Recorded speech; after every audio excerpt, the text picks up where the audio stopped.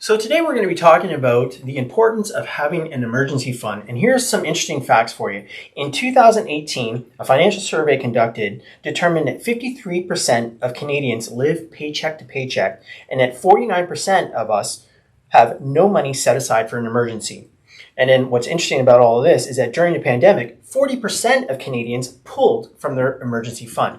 So that's all just to say that it's so important to have an emergency fund in case something happens. And I'm going to let Alynn take it away for you and talk about the importance of that. You're listening to The Financial Architect for Canadians with Alynn Godfroy and Glenn Baccaro. Like Glenn said, it's extreme, especially 40%. Yeah, 40%. Wow, I didn't know that stat, so that's a lot. Into it. Yeah. So the key is if you don't have an emergency savings, I'm going to say this. Having a line of credit is not an emergency savings, right? So I know a lot of people say, well, I have a line of credit. Well, that's great, but that's not money you're taking from and then you don't have to worry about replenishing it. You have to pay off that line of credit. So if that's your idea of an emergency savings, I hate to say that's not the best emergency savings. So what I would recommend if you don't have one is to look and say, okay, what do I need to run my household for a month? So how much does it cost for, your mortgage, property tax, utilities, groceries, have a rough estimate. If you say, okay, you know what, it costs us $4,000 to run our household. That's sort of the bare bones. If something catastrophic happened and it doesn't have to be catastrophic, it could be something minor. But you want to say, okay, if it's $4,000, then make that your first goal is save $4,000. You've got 1 month and then 2, 3. And if you can get all the way up to 6 months, that's a really healthy way to have some emergency savings set aside. And you could save it in a bank account. I find that when people log on to their banking and they see that number all the time, they find ways to spend it. So you're better off if you can set up a tax-free savings account or a non-registered account that isn't tied to your online banking where you see it all of the time, because then people make justifications for taking that money. Kind of out of sight, out of mind. Yeah. So sort of out of sight, out of mind. And, things can happen like, I had this happen a few years ago. I had a dog that got sick and man, it was like $5,000 in vet bills and it can add up in a real hurry. So you can have an animal that gets sick unexpectedly. Sometimes you have a little fender bender and it's cheaper to just fix your vehicle or the other person's vehicle without going through insurance. House insurance claims, same type of thing. I have one client, she fell in a parking lot and she broke her shoulder. She wasn't able to work for a few months. Ouch.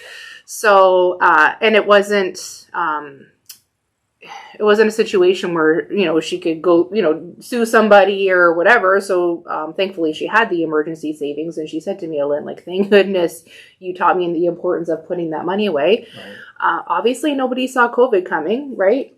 Or think about, you could end up with, the flu and feel like garbage for a week. And then it takes you a week to get back to normal. Well, then you've missed, 2 weeks of work, 2 weeks of pay. Those are little situations that can come up that can really derail your finances.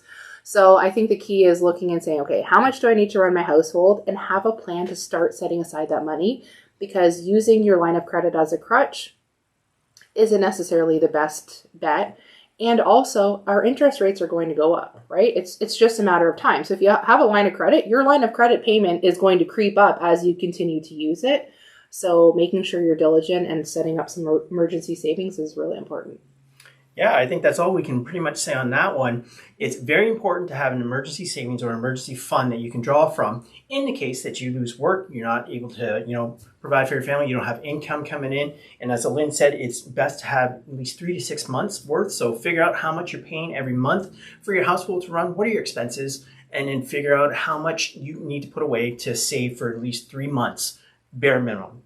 Can I just add one thing to that too? Also, teach this and the importance of this to your kids, because think about how many young people were working at malls and restaurants that were closed because of the pandemic. Yeah, okay, they're CERB and everything else, but we never know what's around the corner or perhaps you're in a job that you don't necessarily enjoy. Having that emergency savings, you can be in a position where you think, all right, you know what? I really have to get out of a toxic workplace.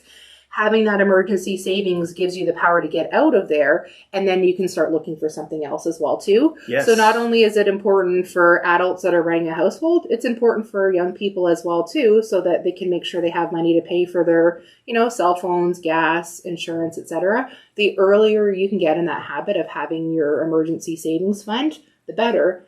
And I promise you, the more money you have set aside, the better you will feel as you grow and accumulate that emergency savings. You will sleep so much better at night. I think you brought up a really good point, like especially if you want to leave your job, not lose your job, but if you want to leave your job, right? We're in the middle of what do they call it? The Great Resignation right now. Yes. That's what's going on. Yeah. And if you've got like 2 to 3 or 4 months saved up, an emergency fund, and you're like, okay, I'm done. I've had it. They keep, piling on work for me.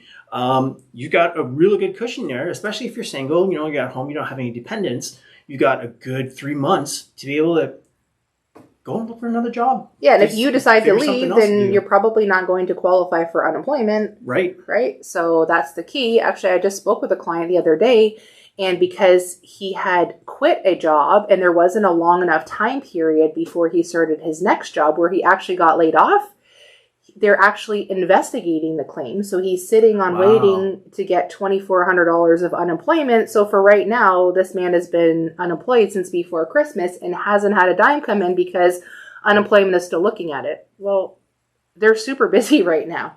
So you can imagine it's going to take time for them to get to this man's claim.